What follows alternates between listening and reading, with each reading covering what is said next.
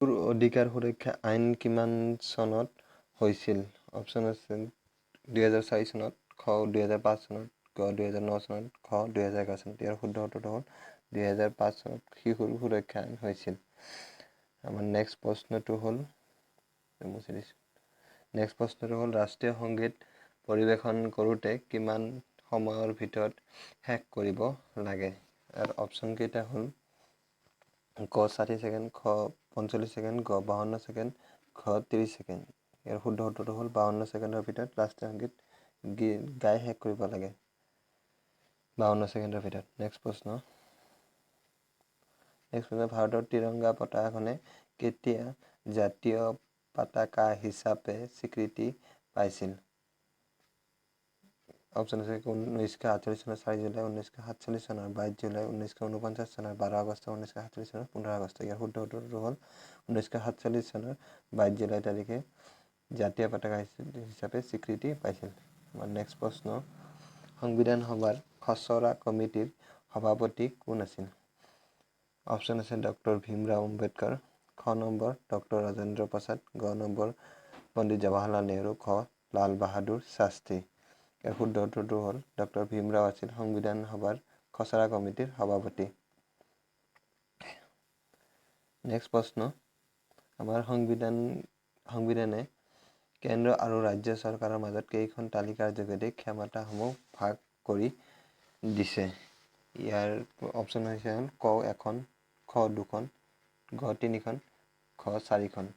শুদ্ধ উত্তৰ হ'ল 3খন তালিকাৰ জৰিয়তে সংবিধানে কেন্দ্ৰ আৰু চৰকাৰৰ মাজত ক্ষমতাসমূহ ভাগ কৰি দিছিল। নেক্সট প্ৰশ্ন কোনে সাংবিধানিক প্ৰতিকাৰৰ অধিকাৰক সংবিধানৰ আত্মা আৰু প্ৰাণকেন্দ্ৰ বুলি মন্তব্য কৰিছিল? অপশ্যন হ'ল ক মহাত্মা গান্ধী, খ জৱাহৰলাল নেহৰু, গ ডক্টৰ বি.আৰ. আম্বেদকাৰ, খ ৰাজেন্দ্ৰ প্ৰসাদ। ইয়াৰ শুদ্ধ উত্তৰ হ'ল doctor B R. Ambedkar. Doctor B R. আম্বেদকাৰে আত্মা আৰু প্ৰাণকেন্দ্ৰ বুলি পেলাই সংবিধানৰ প্ৰতিকাৰৰ অধিকাৰক কৈছিল। নেক্সট প্ৰশ্ন ভাৰত পৰিষদ আইন ইণ্ডিয়ান কাউন্সিল এক্ট কিমান চনত গ্ৰহণ কৰা হৈছিল?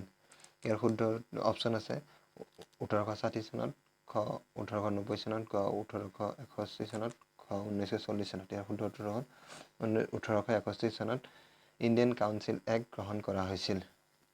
নেক্সট প্ৰশ্ন আধুনিক যুগৰ প্ৰথম লিখিত সংবিধানখন কোনখন দেশৰ? অপশ্যন আছে ক ইংলেণ্ডৰ, খ আমেৰিকাৰ, গ ভাৰতৰ, খ ৰাছিয়াৰ। ইয়াৰ শুদ্ধ উত্তৰটো হ'ল আমেৰিকাৰ।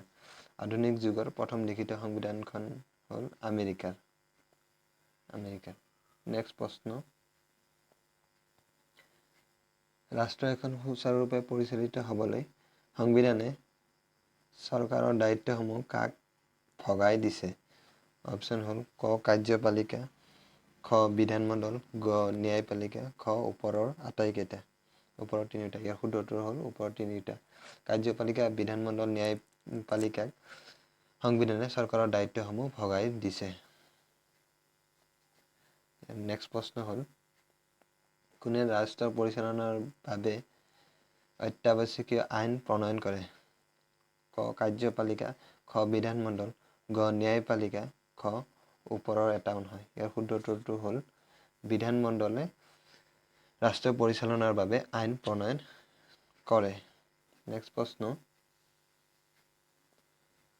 উত্তৰ পূব উন্নয়ন বিত্তীয় নিগমৰ কিমান চনত স্থাপন কৰা হৈছিল? অপশ্যন আছে ক 1948 চনত, খ 1945 চনত, গ 1947 চনত, খ 1995 চনত। ইয়াৰ শুদ্ধ উত্তৰটো হ'ল 1995 চনত উত্তৰ পূব উন্নয়ন বিত্তীয় নিগম গঠন কৰা হৈছিল।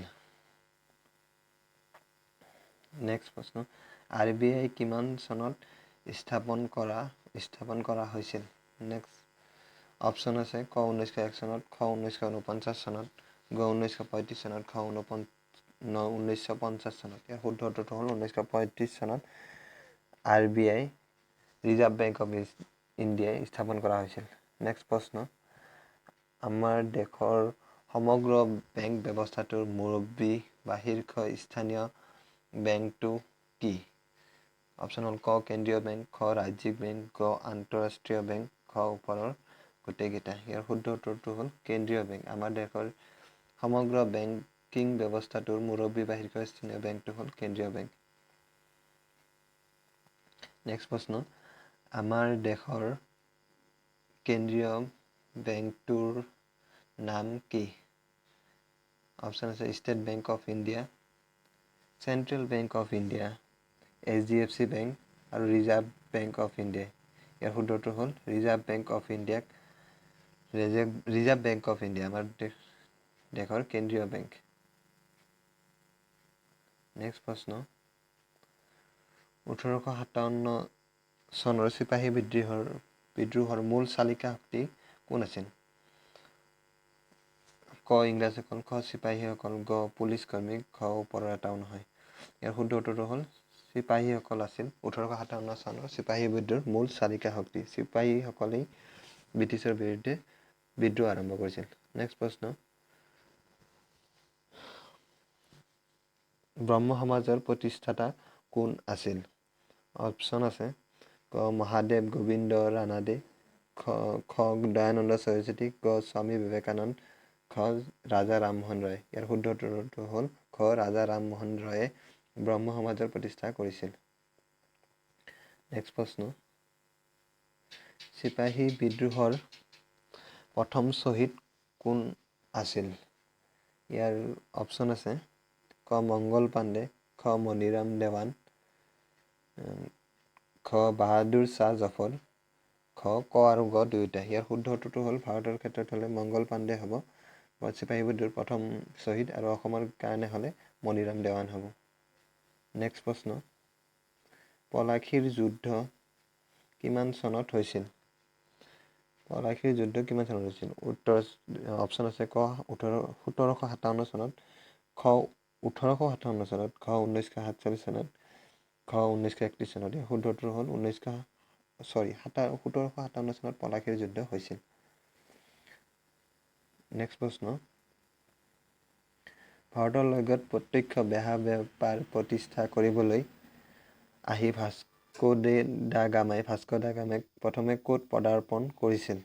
অপশ্যন আছে গোৱা, ক গোৱা, খ গুজৰাট, গ কালিকট বন্দৰ, খ মধ্যপ্ৰদেশ। ইয়াৰ শুদ্ধ উত্তৰ হ'ল কালিকট বন্দৰ। ভাস্কো দা গামাই প্ৰথমে কালিকট বন্দৰত পদাৰ্পণ কৰিছিল। কালিকট বন্দৰ হ'ব ইয়াৰ শুদ্ধ উত্তৰ। নেক্সট প্ৰশ্ন, ৰামচৰিত মানস কোনে ৰচনা কৰিছিল? অপশ্যন আছে ক তুলসীদাস, খ ভৱভূতি, গ কৌটিল্য, খ বৰাহমিহিৰ। ইয়াৰ শুদ্ধ উত্তৰটো হ'ল তুলসীদাসে